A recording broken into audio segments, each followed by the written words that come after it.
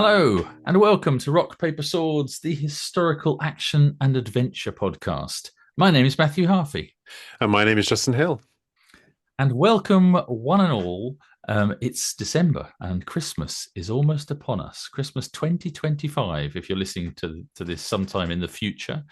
And if you are listening to this at some point, wherever you are, even if you're listening to it in 2026, 2027, who knows?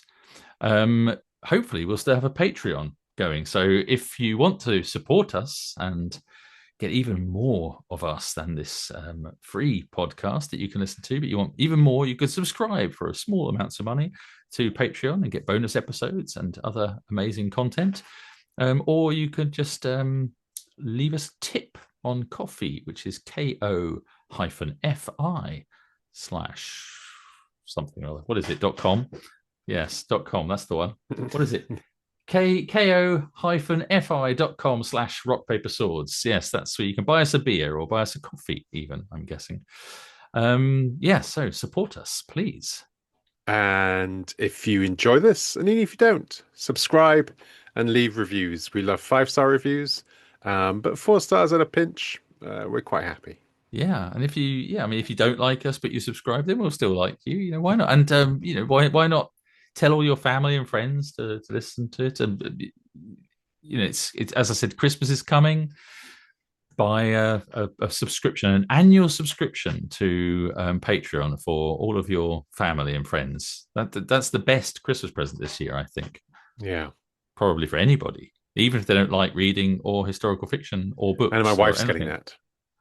Is it your wife getting that from you? Yeah, yeah. Does she not get enough of you? You're going to make her Clearly pay. not. Make her pay to speak to you. Well, maybe you save all the good stuff for the podcast. Yeah. Yeah, at home, probably your sparkling repartee can't you can't carry it on all the time. So at home, you just sort of grunt, move from one room to another, grunting. You'd be surprised, actually. I wouldn't. I can imagine. I can imagine. There's only so many words that can come out of your brain in a day. Exactly, yeah. Why waste them on conversation? Anyway, so talking about words coming out of you and me, I guess. How's the writing going? Yeah, the writing is going well. It's been my kids are all very dramatic, and the last week of November is usually the week of the school play. So the kind of November, as it gets closer to that week, gets crazier and crazier. And last week, my wife was away in Hong Kong on business. So I was running the house, and it's kind of, 10 o'clock pickups every night, kids getting tired, losing their voices, going and watch the performance every night. So it's mad. So it's lovely to get that over and done with. But writing wise is going really well. I passed 95,000 words today for still my first draft, which is almost unheard of. I kind of think I really start drawing this to a close, like to start wrapping up the story, which I think is fairly straightforward. I kind of reminded myself what the planned ending was today. So now I have a kind of a point in the future to which I'm going to head. I think there's probably about another 10,000 words of writing. And then, So finish the first draft before Christmas, then? yeah, first draft before Christmas.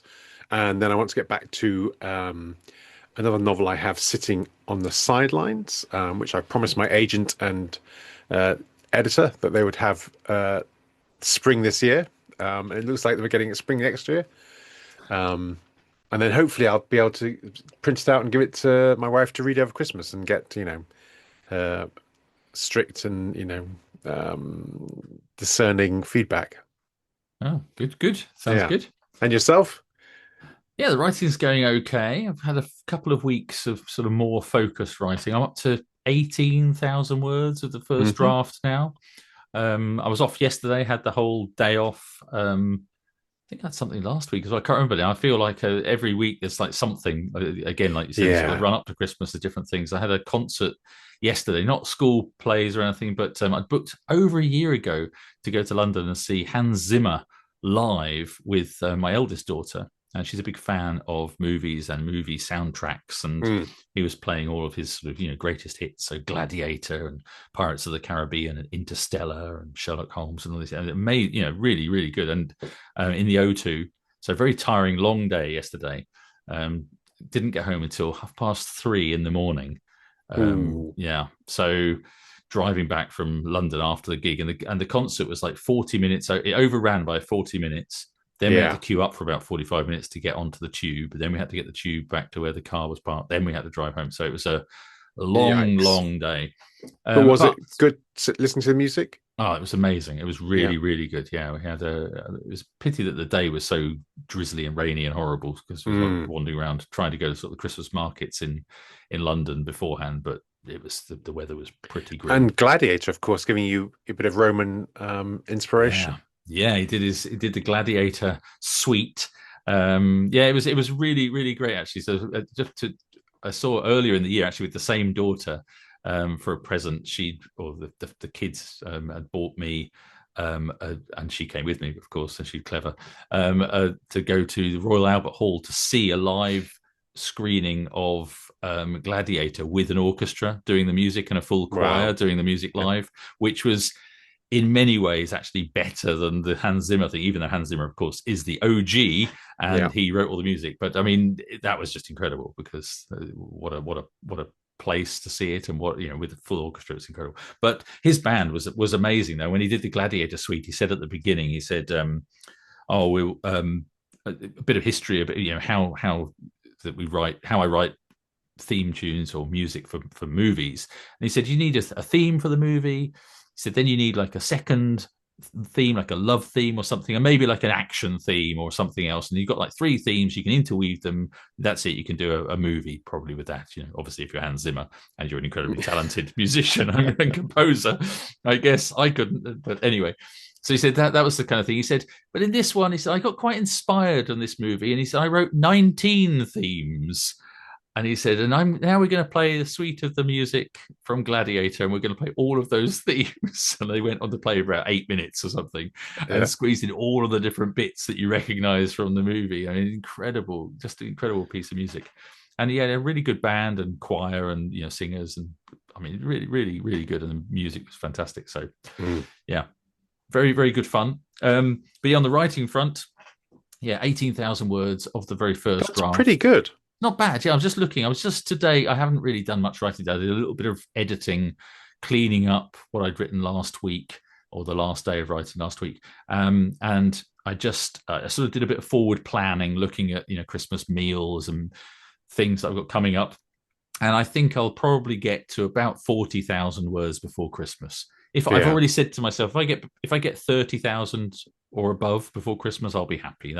Yeah. That would be a quarter. Or if I get 40,000, that's probably almost close to a third of the novel Because written. there's not a normal week left, is there? I mean, by this Not point, it's really. kind of Yeah. I'm losing a day a week just for, Exactly. And so things. I think realistically I'm going to get to about 30 something thousand. I'll be happy with that.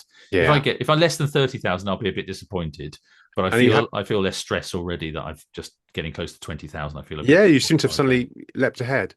Are you happy with what you've got out so far? I don't know. I haven't reread it, so I don't go back and read it till I've finished. So I think in general, the bits and pieces. I think there's something there. There's probably Mm. some stuff that I'm going to have to change, because as you know, when you actually start writing, suddenly the character it makes a little bit more sense, and you start thinking, oh, actually, yeah, and I can sort of see how certain characters that I've only given a name to and no description, I thought they were going to be just a very sort of secondary character. Already in the sort of one scene they appear in, they've stepped up and straight away they sort of shine more. Whereas there's other characters, like one character in particular, I've given a name to. I said he's going to be like the second in command, that he's going to be like the sort of the I don't know, the buddy for like the buddy cop kind of story. Mm. And he's only appeared in it for like two lines, and then he sort of disappeared off the page, and he didn't. There was nothing doing. So maybe I'll have to sort of change tack, and that the person that I thought was going to be a walk on part, he'll become the sort of the foil for the main characters. It's interesting, that how those things happen. Yeah. But Which yeah, characters kind of grab you or come yeah. alive more? Some of them just come alive more. Yeah, I think that's it. Mm. But no, I'm enjoying it at the moment. It's still setting the scene, so it's 18,000 words. It sounds like a lot, but quite a lot has happened. But at the same time, I'm sort of still drip feeding some of the sort of details of the story and the setup. Well, it's just foundations, really, isn't it? You're building the Yeah, platform for the story. yeah. It's a little bit like that whole sort of thing of like you just said, oh, you seem to have suddenly sort of jumped forward. It feels like, for a couple of months I've been planning and prepping and thinking, and then suddenly you start writing. It's a little bit like that now. It's like these first 20, 30,000 words is sort of building all the bricks of the foundations, like you say, of the building.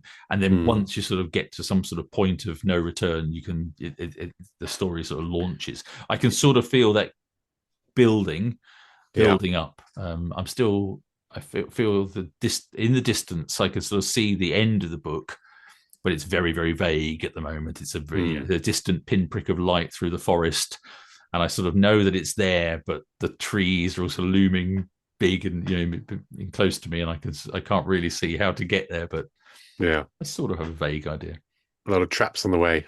Hopefully good ones for the characters and not traps that I'll get stuck in and not be able to get out of. But yeah, I definitely feel a bit better about it. And today I spoke to, well, I didn't speak, but I messaged. I had an email with my email exchange with my editor, Hmm. sort of asking about the future and what's going on. And he said he's going to have the edits for Bane of Bernicia, which is book 11 of the Bernicia Chronicles, going to have them for me by the end of this week, he said. Wow. And then Okay. hopefully meeting him for a chat sometime before Christmas about that. So again, those that will be taking some time away from the writing, which again, if that comes through, as he said, by the end of the week, then it might completely scupper my thoughts of getting another 10, 20,000 words written, because I Yeah. might have to sort of leap into that.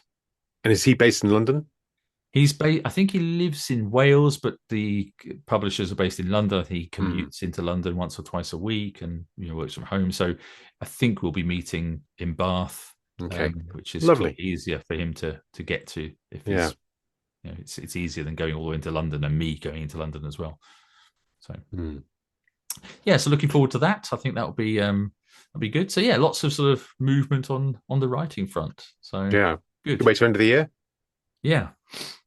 And have you got plans for Christmas? Are you going to be at home? Yeah, we are at home. I am the cook, so I've been ordering goose. We have goose every year and the Goose, ham. nice. Yeah, we so there's six of us in the family, and then my mum is coming down with her partner. So that's eight, and we have two friends from York who are coming over, and then my daughter's a friend from Hong Kong who's alone at Christmas, and no one should be alone at Christmas, so she's coming along as well. So there'll be 11 of us. Wow. Okay. Yeah, So big goose then. big goose, lots of bits and pieces, and then we have New Year. We have friends over for New Year as well, and we always have suckling pig. Oh, Um, nice. yeah, Nice. I normally do the whole pig. Yeah, yeah. Um, Amazing. Yeah, yeah. You get like But it's like squeezing a small child into your oven. You feel like Hansel, the old woman in Hansel and Gretel. Um, so I've gone for a boned pig this year, oh, oh. just to make it a bit easier. Get Yeah, all that skin suckling. nice and crispy. Oh, nice. Yeah, Yeah. it's one of my favorite things in Segovia in Spain, just to the north of Madrid. They do the suckling pig, the baby. Yeah. You get the whole pig. Yeah. Yeah, amazing. Really, really incredible, incredibly succulent, Yeah. very sort of decadent. Looks like something out of ancient Rome, being served on a Yeah, big platter in front of you. it's quite a thing in China as well. Well, certainly in Hong Kong. Mm. Lots of roast things. Yeah, so it's gonna be great. And I don't know about you, I really look forward to Christmas because I just stop. It's like the only time of the year I stop writing. Yeah, well, Um, it's not the only time I stopped writing. As I've said a few times over this year, but it's a time when I think if you kind of have to stop, don't you? And you've got the yeah, family there, and it's that time of year when it just feels right to just down tools and yeah, and take a take breath. measure of the year. Yeah, And you end your novel in a good place. Your 30,000 words or whatever, or finish a draft, and then you can just relax over Christmas, and then come back raging, with ideas and energy in yeah. January. I'd love to be in a position where my novel was going to be finished, or at least the draft was going to be finished. I have done that a couple of times, hit Christmas when the novel's been in that state, and that's the best place to be. Hmm. This is not so good, but after a week or two, I'll come back to it, and I'll probably have to reread some of it to work out what the hell I was doing. But it's still moving forward, Yeah, which is okay. yeah. But yeah, I'm looking forward to it as well. And and again, like you, I cook. We haven't got as many people around this year. I think my Normally, my sister and niece would come and visit, but and my niece has just had a baby Oh, fantastic. just a few weeks ago, and so Great she's Uncle Matthew. great Uncle Matthew. Yeah, well, I'm obviously always been a great uncle, but now I'm a great uncle. Yeah, so great Uncle Matthew, and yeah, so we've got a new baby girl in the family, but I don't think they'll be traveling, coming to visit because very little baby, and I just Where think are they'll they be coming staying from? down in Sussex, so Okay. West Sussex, which is where my family are from. Yeah.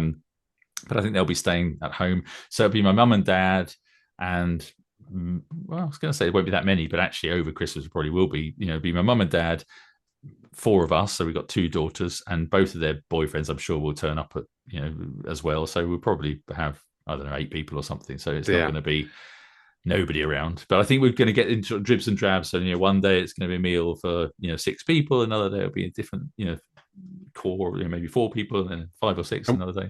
and what do you cook?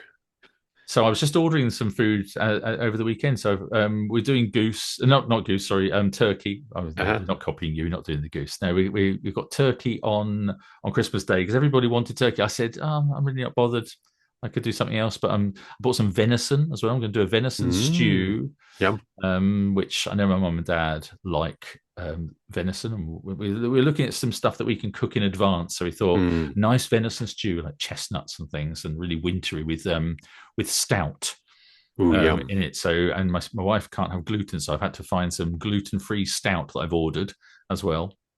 So I'm going to do a really nice sort of wintry venison stew, and then we'll freeze that. So I'm going to do that a week or so in advance, and then freeze it. So then we've got that. We can just pull it out one of the Yeah. Boxing Day or something. I don't, if I don't feel like cooking, we can just bring that out, heat it up, and have that. So yeah, that. So we've ordered, as I say, a turkey, and probably getting a ham, I think, as well, and all of that sort of stuff. The usual. But Yeah. Actually, funnily enough, it's kind of the one week I don't cook. We just have leftovers. So I've got, side of salmon, got the ham. So it's just every day, just bring out, pre-cooked yeah, food, and we just sit and chill. yeah. So the only day that I'll do a big meal on that Christmas Day. I'll do the turkey and all the trimmings and everything. But that's just become a tradition. I've been doing that now since I was living with a flatmate, my mate Alex, years and years ago.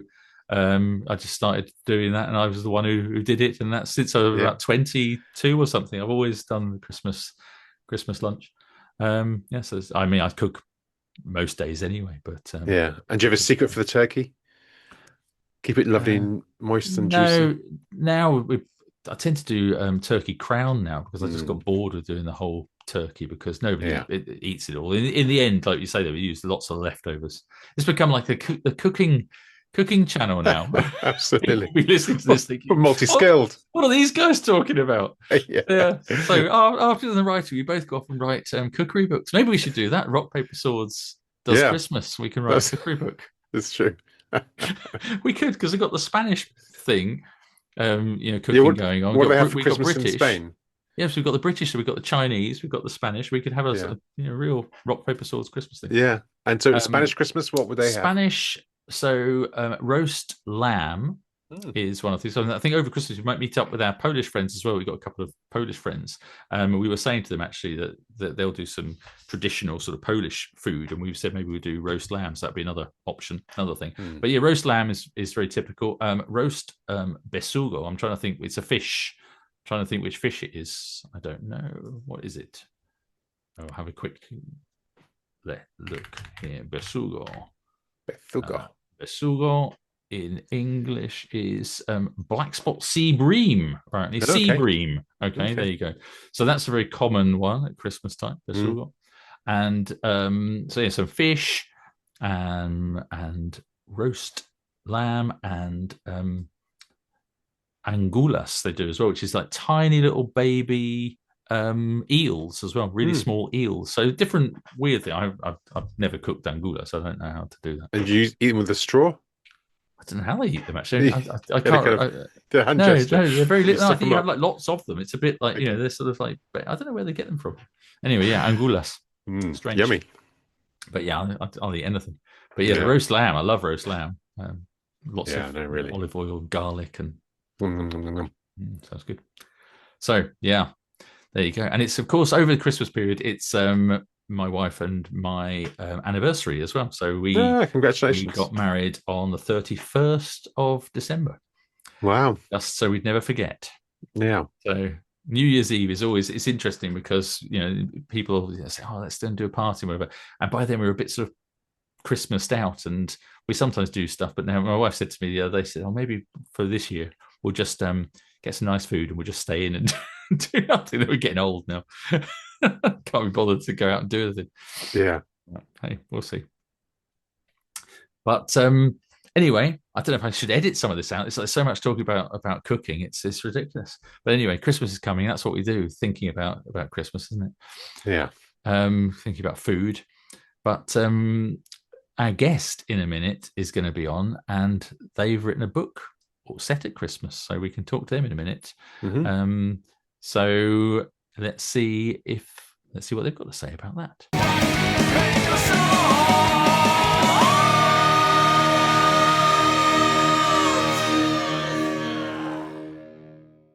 Gareth Rubin writes about social affairs, travel, and the arts of British newspapers. In 2013, he directed a documentary about therapeutic art at the Bethlem Royal Hospital in London, Bedlam.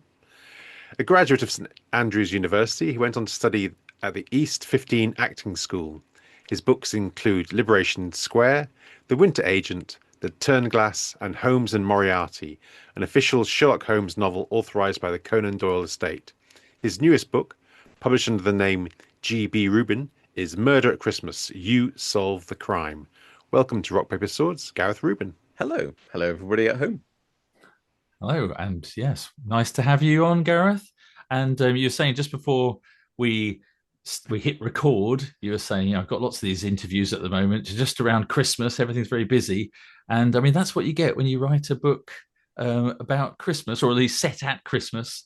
Um, So tell us a little bit about Murder at Christmas. You yeah, solve I've, the I've only got crime. myself to blame really on that score, haven't I? Uh, Yeah. Murder at Christmas, you solve the crime. Well, what can we say about it? First off, do you remember the old Choose Your Own Adventure stories? They're the ones where you are the hero. You're the real, uh, you're the real star of this book.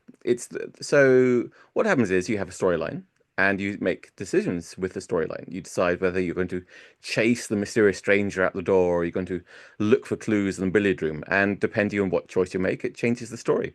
So you progress through the story, making all these decisions. And in my book, you're presented with clues, you're presented with suspects. And if you make it all the way to the end, then you can point the finger of accusation at one of the suspects. And maybe you're right, maybe you're wrong. If you get it right, that's the book over. If you get it wrong, then boom, something terrible happens, and you have to go right back to the beginning and start again. This sounds like a book that takes an incredible amount of planning to kind of work out the different routes possible, the reader could possibly take. Yes, and you'd think that the walls of my bedroom are plastered with newspaper cuttings and bits of red string from one to another, like some kind of 1980s conspiracy theorist. But in truth, instead, I rely on Ed. Ed's a friend of mine with a mind like a conspiracy theorist, Uh-huh. or a supercomputer, perhaps, if you might prefer that description. And Ed is the one who keeps track of all these different pathways through the book that you can take on my behalf because I can't keep track. Somebody asked me the other day how many different outcomes there are in the book, and I actually had no idea. I'd guess somewhere around 20, Mm.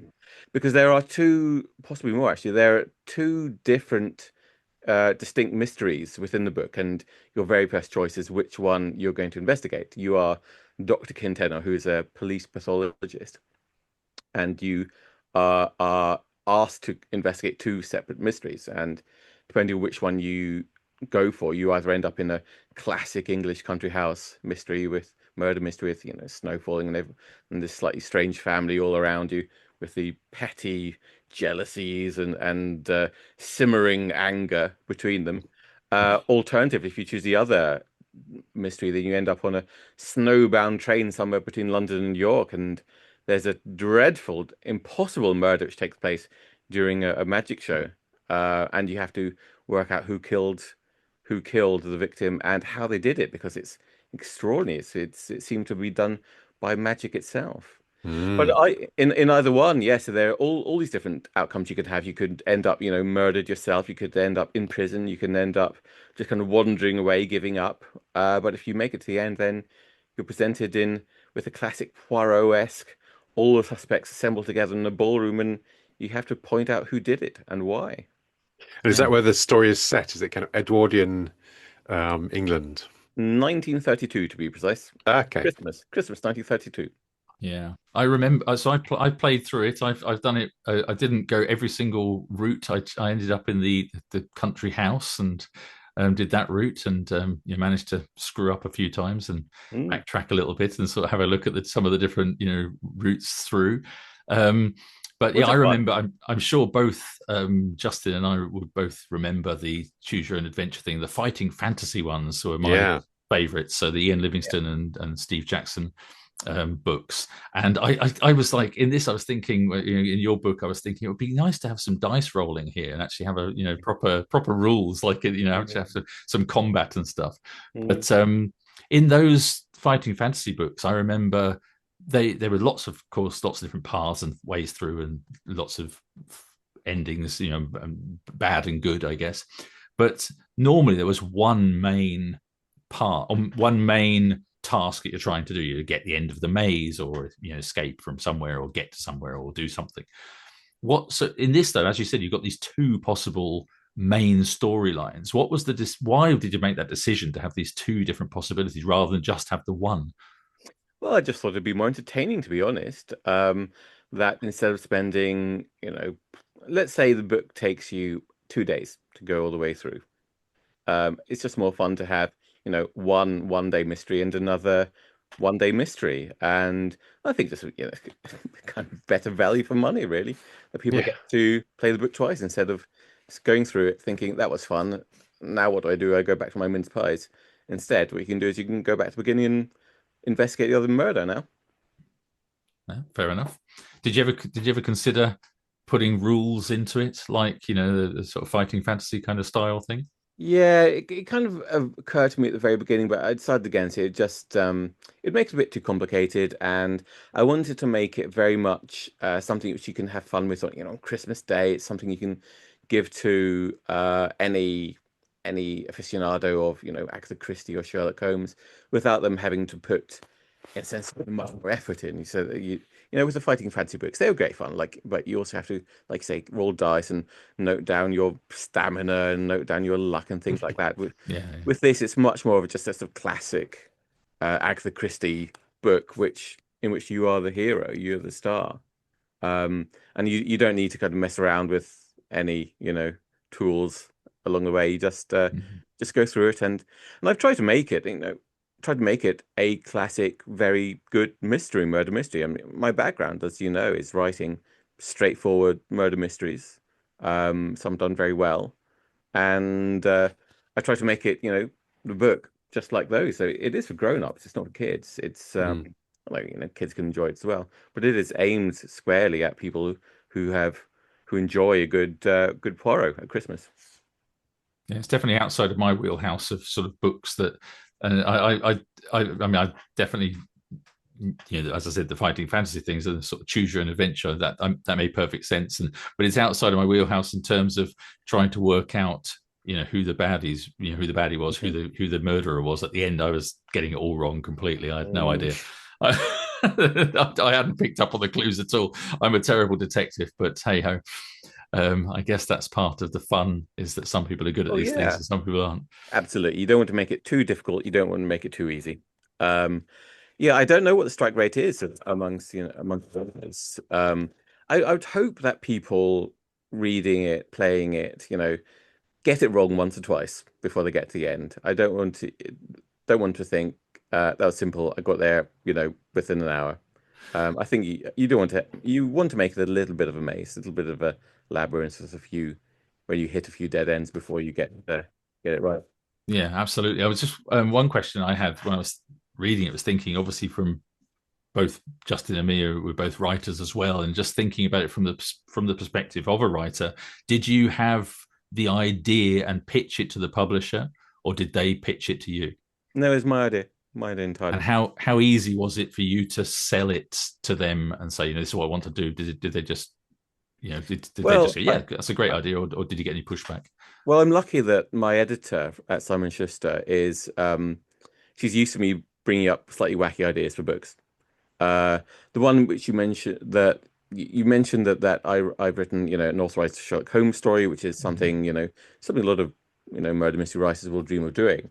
Prior to that, my big real kind of breakthrough success was the Return, which is Tech-Beth. That means it's two stories printed back to back, head to foot. So you read one, you flip the book over head to foot, and then you read the other. So it has two front pages, so two title pages, and the two stories are entwined, but they also work independently. So Catherine is used to me writing things a little bit odd. Um, and so when I brought this to her, she was just slightly bit phased. I think it's precisely the sort of thing that she'd expect me to do with something unusual. And so she said, "Yeah, let's do it. Let's see what happens." And did you always plan it to be at Christmas so that you could sort of release it at this time of year and for this I think market? so. Yeah, I think that was pretty much from the beginning that was the idea. Just because people love a good murder mystery at Christmas, don't we? Seems to go, the mince party, a bit of a black axe murder, or a headless corpse in the snowdrift. Seem to go together perfectly. Family Christmases and heads in snowdrifts. Exactly.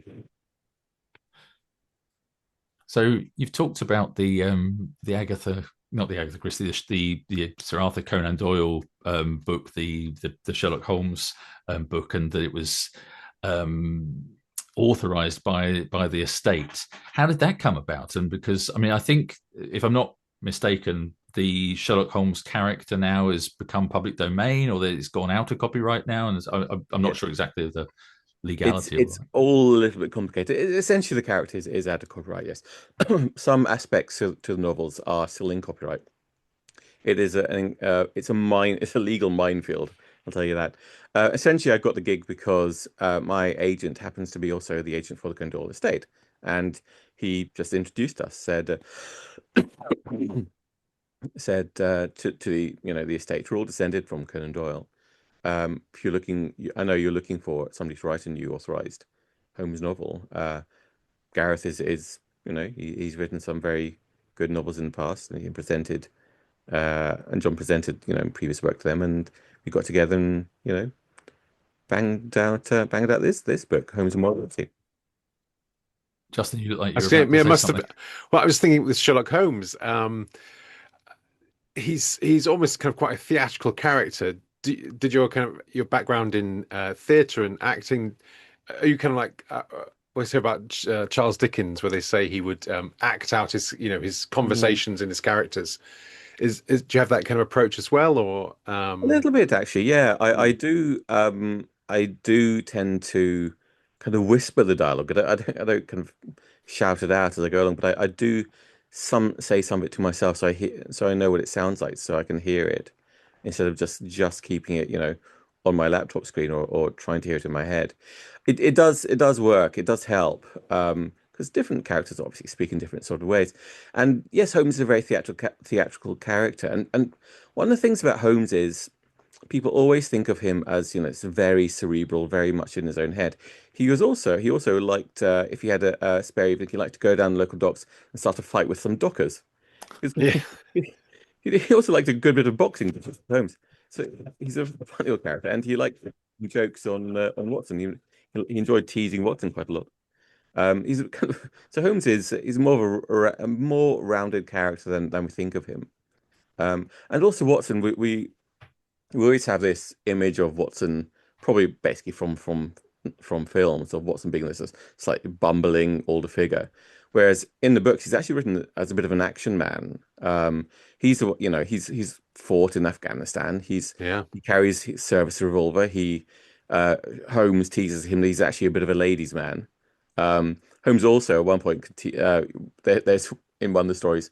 Holmes lets on that he's sort of hidden Watson's checkbook because Watson's always losing money on the races or something. So he's a little bit reckless. Hmm. Um, so yeah, Watson's also a kind of more rounded character than we often give him credit for. Isn't Holmes on laudanum as well? Um, Everything. He likes a bit of opium. He likes a bit of cocaine. yeah, Yeah, it's quite interesting, the how the attitude to drugs has changed significantly in 150 years. That that Watson Watson, Watson disapproves of Holmes's drug use, as we know, but that's from a medical point of view, not from a medical point of view. It's perfectly legal and actually pretty normal in those times for members of the upper classes to use yeah. what I now guess Class A I can drugs. tell our impression of Holmes and Dr. Watson are pretty much from the films, really. I mean, most people haven't read the books at Mm. all, so we almost kind of we're having a 1950s version of a Victorian, a late Victorian novel. Yeah, Yeah, it's it's very true. interesting. Yeah, it's true. It is kind of a lot of our understanding of these characters or impression of characters is, yeah, it's filtered from the 1940s, 1950s. Hmm. So I was just thinking about talking about Conan Doyle, and I mentioned him in one of my novels, Dark Frontier, is the western that I've written, and the main character fought in Afghanistan, and he says that he ends up becoming a policeman, and he met Conan Doyle at some point when he was researching his first Holmes novel, and he Right. believes that he's quite angry because he thinks that Holmes basically based Watson on him in part because he fought in Afghanistan and stuff, and he Right. gets quite annoyed about it. Yes. As you would. And Conan Doyle is also quite an interesting character. He's absolutely bonkers in some aspects of his life. Oh yeah, all Um, the stuff with the belief in Spiritualism. spiritualism and all that sort of Spiritualism stuff. and the fairies. Yes, yes, Um, Yeah. Arthur Conan Doyle, the creator of the greatest analytical mind in literature, believed in fairies. He believed that two little girls had discovered fairies at the bottom of their garden. It's yeah, very odd. yeah. And he had Yeah. I read a biography of Houdini, Harry Houdini, and they were I don't know if they were good friends for a while, but for a long time they were acquaintances, and then they fell out quite Mm. quite But significantly well, about the Houdini was whole. a great skeptic as well, wasn't he? Yes, yes, and so I That's think probably he why. and I think he basically said to Conan Doyle that it was all rubbish, and all these Mm. different things that he believed, he said was all rubbish. He debunked everything, and he went around there debunking everything, and they fell out over it massively. Right. So very interesting time, and very interesting, like you say, an incredibly interesting character who could be so analytical and scientific, and at the same time just Mm. put all that to one side and just decide to believe in something just on Yeah. Yeah, faith, really. yeah, yeah. And it's people can trace it back to the death of his son, that his kind of interest in spiritualism. And of course, spiritualism was very common at the time. We're talking about an era where pretty much everyone was religious. Yeah, Whether I mean Houdini was Jewish. Um, Conan Doyle was essentially kind of brought up in um, Protestant tradition, as I remember, and then it was quite an easy hop into spiritualism. I guess if you're brought up in a religious environment, then believing in the supernatural is a natural thing to do, really. We Hmm. just we separate these things out much more nowadays than they did back then, I think. Guess we're much more skeptical Hmm. of and a century of skepticism, to build on. Essentially, I guess that's it, really. Yeah. Yeah. So I'm curious, with your background as a journalist and a former feature writers covering social affairs and things, has these informed your novel as well? You were talking about kind of researching this story, and were you drawing on things that happened in the 1930s or? That's a good question. I suppose that writing about social affairs, which is really kind of it's actually very hard to define. I find it very hard to explain to people what I write about. Kind of what people are doing is kind of roughly what it means. So, just how people live their lives.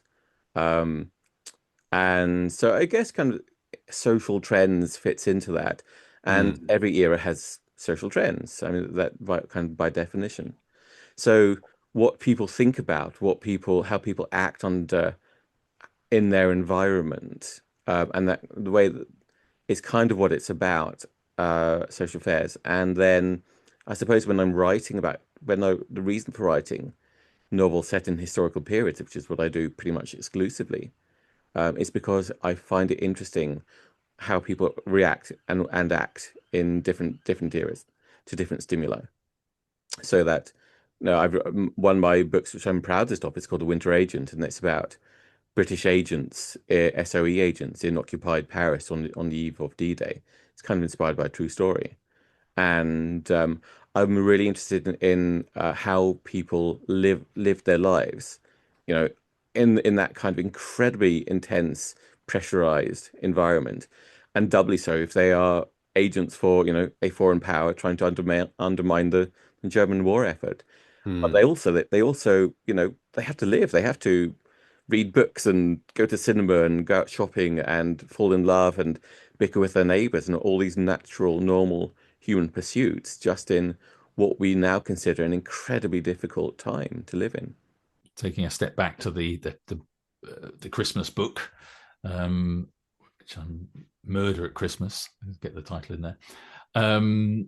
The main character that is obviously us as the protagonist, Mm, Dr. Kin Tenner, a yes. Scotland Yard pathologist who's sort of a private investigator as well, or he wants to find out the whodunit himself. Is that a sort of direct nod to Watson, or the reason you chose him as being a doctor? And did you have to do lots of research? No, just primarily because a doctor has a sort of professional interest in what's going on, and Kin is an adjunct to the Metropolitan Police, but not an actual police officer, and so kind of gets involved and is on the periphery of these things, but not. I prefer having amateur sleuths Hmm. because they are outsiders and it's more difficult for them. If you are inspector, blah blah, or of the yard, then you have a team of 50 constables and sergeants you can call upon to question this person and go here and find out this thing. It's much more interesting if it's an amateur person, an amateur sleuth, having to do all of this themselves and end up, in danger themselves and possibly, be bopped on the head by the murderer. Whereas if you are Inspector Lestrade, then you've got, a couple of sergeants keeping you company, making sure these things don't happen. And I see you've been described as writing high concept thrillers, and I'm not really sure what that means. What is a high concept um, thriller? Yeah, I kind of vaguely boil it down to if it's high concept if there's a single sentence about it which makes people think that sounds really interesting. Uh-huh. So, for example, with the Turn Glass, it's a Tetbesh novel. So, two stories back to back, printed head to foot, entwined, Mm. and people don't listen. Whether or not people can know anything about the storyline, they think that sounds really interesting. I'd like to buy that. Um, or if it's I haven't written one, but some people have written stories which happen backwards. Mm. Or my most recent novel before Murder at Christmas, You Solve the Crime, is called The Waterfall. It's actually a sequel to The Turnglass, and that is a story within a story within a story within a story. So the concept is story within story within story within story, um, and people kind of think, "Wow, that sounds really interesting." Whether or not I've said what actually happens, what the storyline is, who the characters are. So that's Mm. that's what a high concept is. Okay. And do you think? Well, I was gonna say what next? What you're going to do another uh, choose your story novel, or you Mm. have another concept or something else you want to try, a different kind of variation? Well, I'm right now actually writing the prequel to the Turnglass, which is it's a story within the story, but uh the the story further down, the internal story, is actually in the form of a chap book, which were the forerunners to Penny Dreadfuls. So Mm. they're kind of cheaply printed on woodcut, and they're very bloody and gory, uh, aimed squarely at, a very demotic audience, readership. Probably people who can't read will actually have these books kind of read out to them in the tavern while they're all knocking back cheap ale.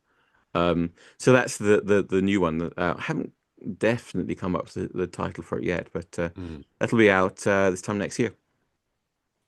So you, I think you still, well, are you still writing as a journalist? Are you still doing journalism as well as writing, or are you just Not very writing sort much. of? Not very much, to be honest. I don't really have time for it. Right. No, it's 99% novels now.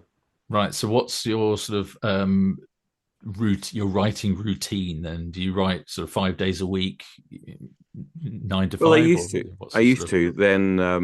Then things kind of other demands of my time have crept up.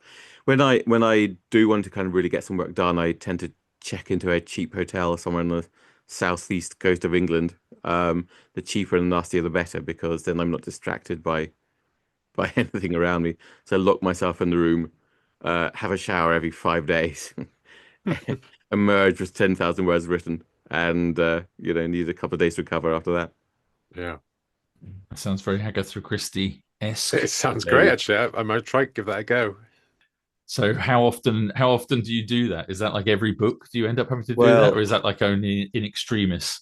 uh, I wish, maybe once or twice a year I can actually kind of get a chance to take a Hmm. week away doing that. Uh, but yeah, it does kind of bear fruit, but it takes some organizing. Yeah, I see people, other writers do these sort of writing retreats. I often see people sort of saying, "I'm going off to this writing retreat for a week or 2 weeks or whatever it is," and I'm always a bit jealous. But at the same time, yeah, life does tend to sort of get in the way. And I mean, if you're lucky enough, like us, all three of us, really, to have like a full-time writing job, I suppose it's kind of a privilege anyway that we've got that we're in that It's situation that we can then, Yeah, but we have to sort of juggle our time accordingly, which is, I yeah. think, one of the biggest difficulties in the modern world, Mm. the way that life tends to go. Yeah, especially things we're all going to be replaced by AI within the next 3 years. Well, that's definitely a worry, isn't it? So yeah, well, what do you think about that? I mean, obviously that's the obvious answer. We all feel very.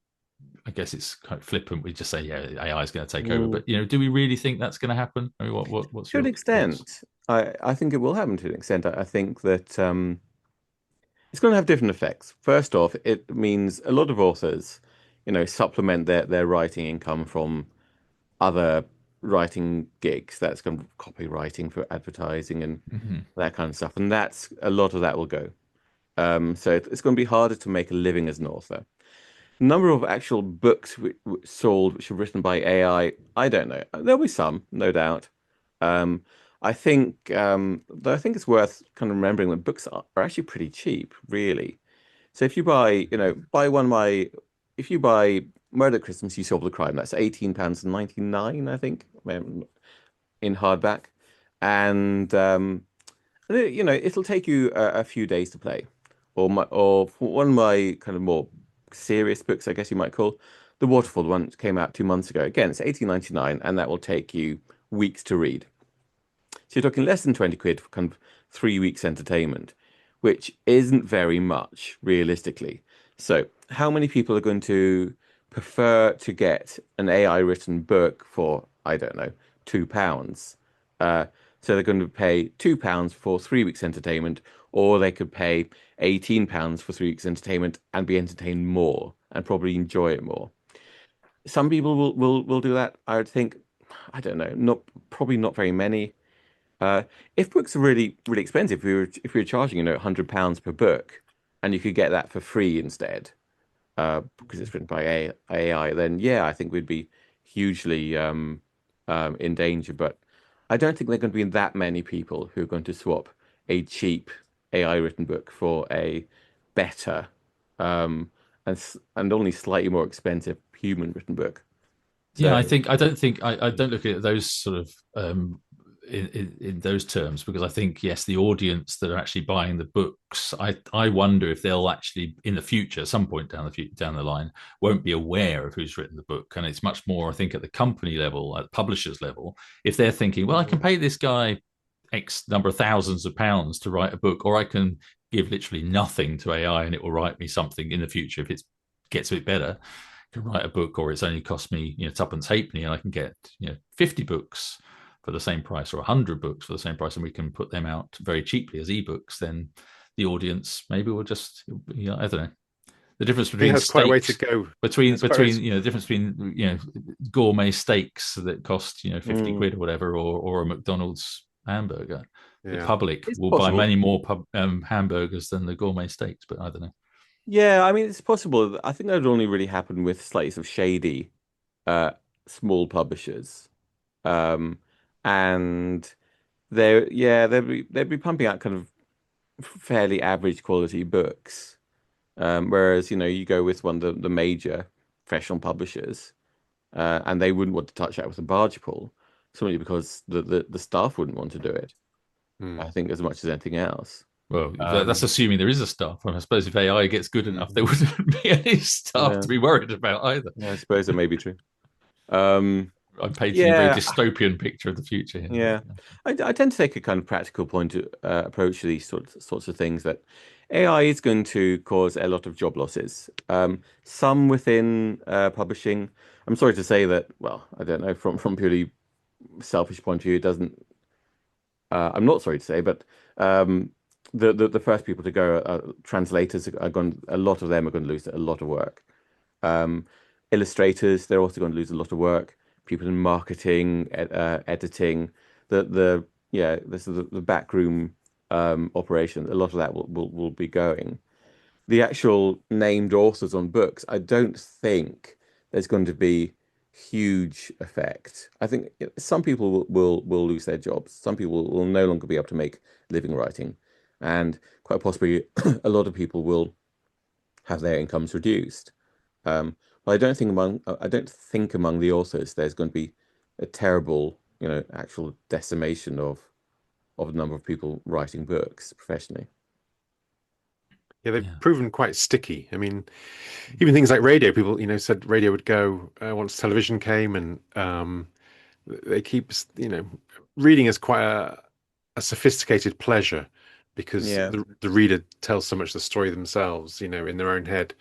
Yeah, And I, I yeah, think if so there's a danger to authors, it's not from AI, it's from the users, just kind of getting their entertainment from smartphones yeah, rather than books. I think that's a much Well, bigger I think that's danger, the really. cyclical sort of argument, though, because I think what AI maybe will end up doing is being more involved in the creation of more and more of these other types of distractions. Like you Yeah, say, like you, because we're already seeing it, right? These short videos on people's, on phones now, on Facebook or whatever. You'll be scrolling through on TikTok and you'll see something, think, oh, that's funny, and then you look at it a bit more and think, actually, that is that real? And then it's not. It's obviously it's AI, and at the moment you can just about tell.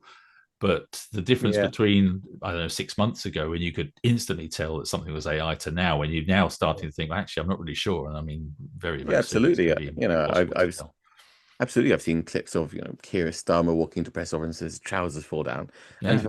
if I hadn't known that if that had been real, it would have been on the news. It looked perfectly genuine to me.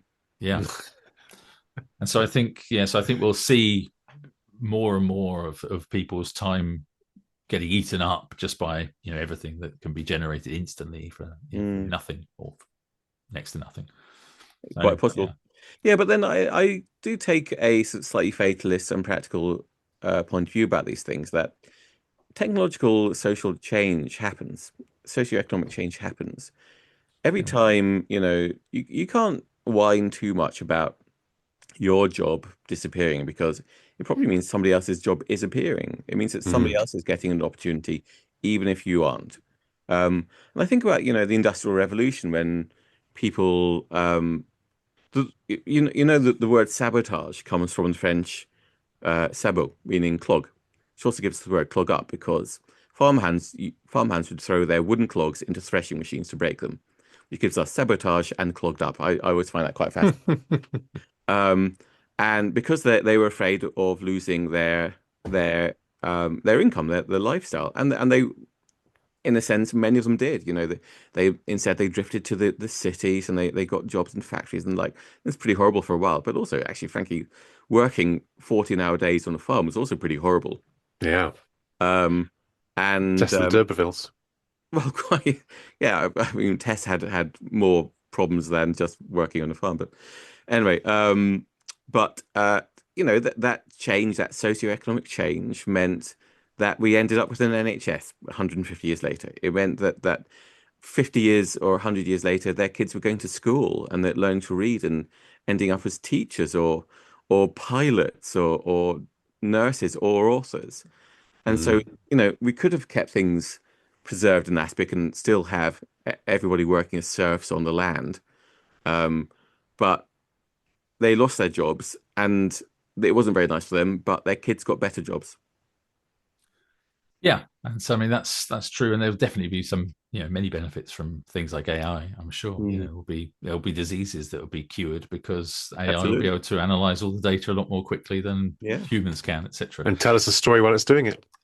probably. Well, my wife works in the University of Bath, and she's a librarian, and we've had a lot of conversations about this. And she always says, she says, well, AI is going to be developed a lot more quickly in things that make a lot of money. So things like pharmacy is going to Yeah. make a lot more money than writing novels. She said they're not going to bother making it good enough to write really good novels because there's not as much Mm. money being made out of It's it. true. Well, that might be true. Yeah, if you really want to, if you really want to make money out of AI, buy shares in defense technology firms. Yeah, yeah, it's Mm. going to They're, be things like that. Yeah. yeah. But so bringing it away from AI back to Christmas and your new book, and sort of moving towards the end to wrap up. Um, so, in Murder at Christmas, if you were the character in your own novel, so you're playing it, which path would you choose first? Would you prefer to go to the manor house and Mm. be ensconced there in the snowy thing, Well, or would you I take the train journey with the sort of is it this sort of attractive woman that sort of mm, would you sort of go Melissa. after the flashy woman, or would you go Mm. down to Well, I Algiers? I really enjoy the train journey one with Melissa because it's centered around an amateur magic show.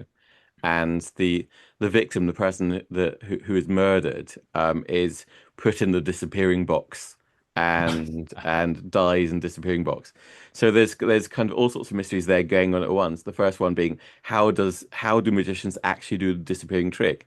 And I Mm. reveal it in the story, and that was kind of working out, discovering how it's done was part of the fun research for me. And it's like all, stage magic tricks. It's both very simple and very impressive at the same time. You just think, oh right, of course that's obvious, but you couldn't possibly kind of realize it if you just sat in the audience and watched it.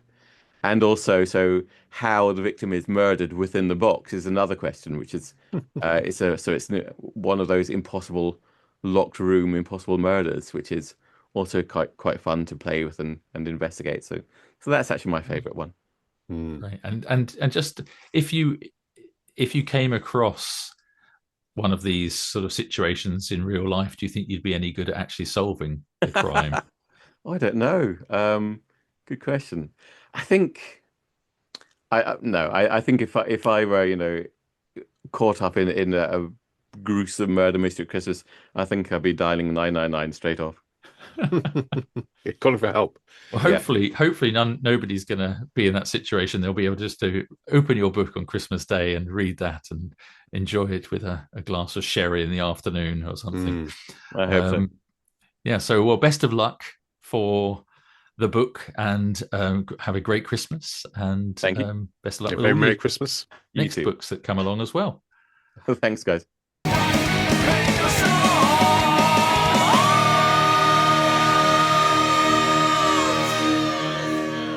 Gareth is gone, and Christmas is just around the corner, and Yeah.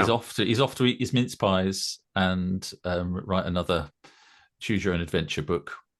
What do you think of that? Yeah, very interesting. Interesting. So what struck me is that he seemed to his kind of his got almost like we've talked about having a starting point or an initial kind of inspiration for a novel. And what it seemed to me is this idea of the high concept. So it's almost like it seemed the thing that kind of really sparked his imagination was not necessarily the story, but kind of the way the story was going to be told. Yeah, Um, I was actually I was thinking I think kind of the conversation went in different directions after that, mm, but yeah, when he talked about the waterfall and he said it was like a story within a story within a story within a story, whatever, I was thinking, what? So I should have asked a bit more about that, but it sort of it caught me off guard really. And afterwards, I was thinking about it, like, well, what do you mean? And also, how do you plan that, and how do you go about writing it? And maybe should have asked, but that high concept thing. I suppose there's very different ways of thinking about writing, and I'm going on. We were talking about the art of writing, and I suppose you've got the literary fiction, you've got genre fiction, which I suppose is what we write more like, or somewhere in between those two. Maybe we're aspiring to be more literary, but it's sort of genre. And then you've got these high concept things and ideas, and I suppose all of those things are encompassed by the novel, and it can be any of those art forms, but these high concept things, when it's like the two stories back to back, and I can't remember what that's called, but he said the name of it. I kind of working out. I was with the turn glass. Yeah, I mean, my kind of my native Yorkshire skepticism would call that a gimmick. And that's probably harsh and cruel, and it's probably not a gimmick at all. But it was fascinating because I never come across a writer who seemed to approach the story like that. So that was really interesting. Yeah, and that's that. Yeah, it's almost like, I suppose in our case, our starting point is probably thinking of a character or a time or an event or some sort of plot that's exciting or interesting, or that then calls to you. But in his case, it seems almost like the structure in many cases excites him about the storyline, which is really interesting. Yeah, very interesting. And actually, when he said, a story within a story within a story within, and I kind of thought, I wonder how that works. So there was a kind of, both of us. I mean, I was thinking as well, how is that? But he said people would think, that's very interesting. But I didn't automatically think, that's very interesting. I just thought, like, what? How does that work? It wasn't. I didn't think like, I want to jump on and read it. I just thought like, wow, that sounds. But I suppose you've got things like that in Shakespeare, though, where you've got a story within a story, because you've got these, like in Midsummer Night's Dream, and you've got the play within a play with So I guess it's not complicated to think about how that could work. And in fact, one of my favourite books is Watchmen by Alan Moore, which I don't know if you've read, the graphic novel, but that has actually got stories within stories within stories, because in that there's a character, one of the characters that you see is reading a graphic novel within the graphic novel, and then you get snippets of the graphic novel he's reading within the graphic novel that you're reading. And so it's quite clever. And the character within the story that wrote the graphic novel that the boy is reading, there's other reason why he's involved in the story, it can be done very cleverly. But I think if Alan Moore had said to me, this is a very complicated story within a story within a story thing, I wouldn't like Watchmen, because I'd be put off by it and thinking it's going to be complicated. But actually, it is a really great book. So if it's done well, I suppose it works. Yeah. Anyway, well. So I can smell the mince pies. I think. Yeah, we should. We have given our dear listeners the menus for Christmas Day and beyond. What we'll be having as we kick back and relax. And I made my first mince pies Sunday night. And I'm still waiting for my box, to arrive that you're going to post to me. I'm sure, because you make so many mince pies. I see all your photos of mince pies and hot cross buns at Easter time. You're always making these things. So yes, at some point, I'm expecting some sort of special delivery from Yorkshire. Yeah, the lorry load of suckling pig and hot cross buns. Yum. But until that time. God rest ye, one and all, and Merry Christmas, everybody. And if we don't speak to you again before Christmas, have a great Christmas, everybody. And we'll be back in the new year. Yeah, very Merry Christmas. I hope you have a fabulous time with your loved ones. And kick back, relax, and we will speak to you in 2026. Yes, but before we go, of course, we must thank especially our patrons, and remind everybody, of course, they can sign up to Patreon, but a special thanks to all of the patrons, but extra special shout out to Adam Turner, our patron producers, Adam Turner, Ben Mayer, Andy Maxwell, Ben Fox, George Johnson, and Matt Muller. You too can sign up on Patreon to support us, or if you prefer, leave us a tip by following the link in the show description. Until next time, a rock, paper, swords is goodbye from me, Matthew Harffy. And it's goodbye from me, Justin Hill. And remember, whatever action and adventure you have going on in your life, be kind. Stay safe. Merry Christmas. Merry Christmas.